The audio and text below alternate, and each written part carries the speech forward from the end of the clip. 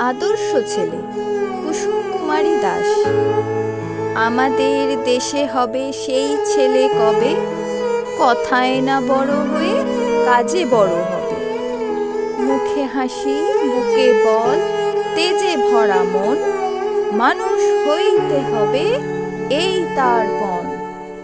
বিপদ আসিলে কাছে হও আগুয়ান, নাই কি শরীরে তব রক্ত মাংস প্রাণ। হাত পা সবারই আছে, মিছে কেন ভয়, চেতনা রয়েছে যার সে কি পড়ে রয়। সে ছেলে কে চায় বলো, কথায় কথায় আসে যার চোখে জল, মাথা ঘুরে যায়।